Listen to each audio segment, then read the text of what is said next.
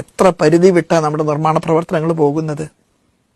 പള്ളിപ്പണി നടക്കുന്ന സമയത്ത് ഒരു പാവപ്പെട്ട മനുഷ്യൻ കൈയിടറി കാലിടറി താഴെ വീണ് മരിച്ചു. ഞാൻ ആ സമയത്ത് രൂപതയുടെ ഉത്തരവാദിത്വം വഹിക്കുന്ന ഒരാളായതുകൊണ്ട് പോലീസ് മേലധികാരിയോടായിട്ട് സംസാരിച്ചപ്പോൾ പറഞ്ഞു, ആർക്കു വേണ്ടിയിട്ടാണ് ഈ ഗോപുരം നിങ്ങൾ പണിതിരിക്കുന്നത്? ഇത് പെയിന്റ് അടിക്കാൻ പോലും ആർക്കും കയറാൻ പറ്റില്ല.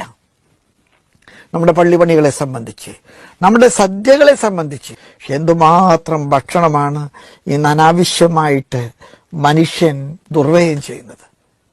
ആവശ്യത്തിൽ കൂടുതൽ തിന്നുന്നു, ആവശ്യത്തിൽ കൂടുതൽ ഉണ്ടാക്കുന്നു, ആവശ്യമില്ലാത്തത് വഴിയിലേക്ക് വലിച്ചെറിയുന്നു. ഒരുപക്ഷെ പ്രകൃതിയെ മനുഷ്യൻ ഉത്തരവാദിത്വത്തോടുകൂടെ സൂക്ഷിക്കണം. ചിലപ്പോഴേ ഞാൻ മനസ്സുകൊണ്ട് കരുതാറുണ്ട്, നിരീശ്വരവാദ പ്രസ്ഥാനങ്ങളാണ് പ്രകൃതി സംരക്ഷണത്തെക്കുറിച്ച് ഏറ്റവും കൂടുതൽ സംസാരിക്കുന്നത്. പ്രകൃതി ഏറ്റവും കൂടുതൽ ചൂഷണം ചെയ്യാൻ കാരണക്കാരാകുന്നത് ഈശ്വരവിശ്വാസികളാണ്. പള്ളിപണിയും സദ്യയും വെടിക്കെട്ടും ആഘോഷങ്ങളും ഒക്കെ ആയിട്ട് ഈ പ്രകൃതിയെ ഞാനും നിങ്ങൾ ചൂഷണം ചെയ്യുകയാണ്.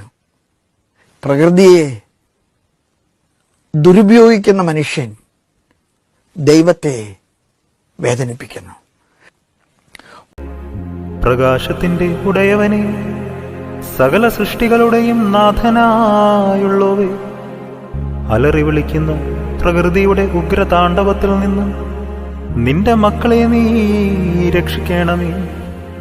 കർത്താവേ, ഞങ്ങൾ നിരാശരായി നിന്നെ മുട്ടി വിളിക്കുമ്പോൾ ഞങ്ങളുടെ ജീവിത നൗകയുടെ അമരത്ത് നിന്റെ ഉറക്കം വിട്ടു നീ ഉണരേണമേ.